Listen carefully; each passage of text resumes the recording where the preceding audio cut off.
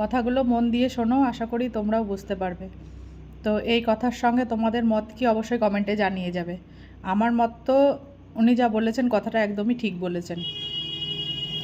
দেখতে থাকো, শেষ পর্যন্ত দেখো, সবই বুঝবে।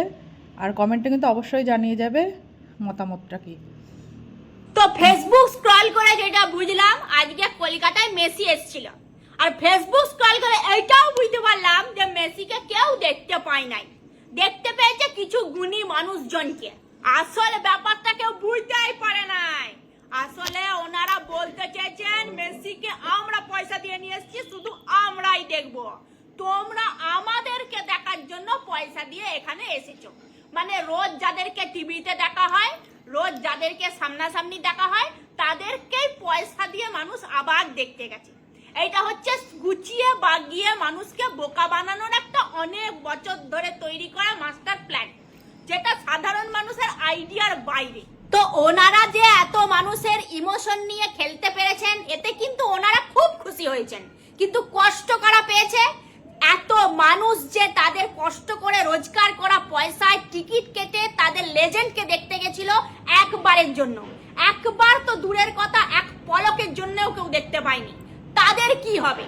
এমন কিছু কিছু আছে ছেলে মেয়ে যারা দূর দূর থেকে এসে কলকাতায় ঘর ভাড়া করে থেকে এত টাকা দিয়ে টিকিট কেটে সেখানে ঢুকেছে একবারের জন্য তার আইডলকে দেখবে বলে। তাদের কি হবে? তো সেই জন্য আমি সবার কাছে হাত জোর করে রিকোয়েস্ট করছি, ফ্যান্স হওয়া ভালো, নিজের লেজেন্ডকে ফলো করা ভালো, কিন্তু ফ্যান্স হতে গিয়ে সে লেজেন্ডের জন্য নিজের কষ্ট করে রোজগার করা পয়সা জলে ভাসিয়ে দেওয়ার কোনো মানে হয় না। কারণ আপনি যখন দুর্দিনে থাকবেন, তখন কিন্তু আপনার সেই লেজেন্ড এসে আপনার খবর নেবে না বা আপনাকে দুটো পয়সা দিয়ে হেল্প করবে না।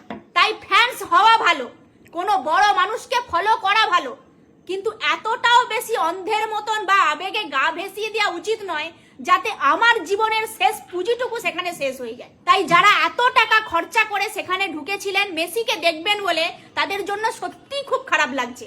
কারণ টাকার অ্যামাউন্টটা টিকিটের অনেক বেশি ছিল, সেটা ভেবে আরো বেশি খারাপ লাগছে। কারণ আমাদের মতন মধ্যবিত্ত ফ্যামিলির কাছে ওই টাকাটা অনেকটা বড় অঙ্কের একটা টাকা। তাই ধিক্কার জানাই এই সমস্ত বড় বড় সংস্থাগুলোকে যারা এই ধরনের কাজকর্মগুলো করে। ওনারা কি একবারের জন্য বুঝতে পারেনি যে আমরা এইভাবে মেসিকে ঘিরে রেখেছি, তাহলে পিছনের মানুষগুলো বা চারপাশের মানুষগুলো, এত মানুষ এসছে, তারা দেখবে কি করে? না ভগবান শুধু দেখার জন্য চোখ ওনাদেরকেই দিয়েছেন? আমরা কি সবাই অন্ধ? তো এইটা হচ্ছে এক ধরনের স্ক্যাম, লাইসেন্সড স্ক্যাম। কেউ কোনো দোষও দিতে পারবে না, অথচ দিনে দুপুরে ডাকাতি করা হয়ে গেল। তো প্লিজ কেউ এরম ধরনের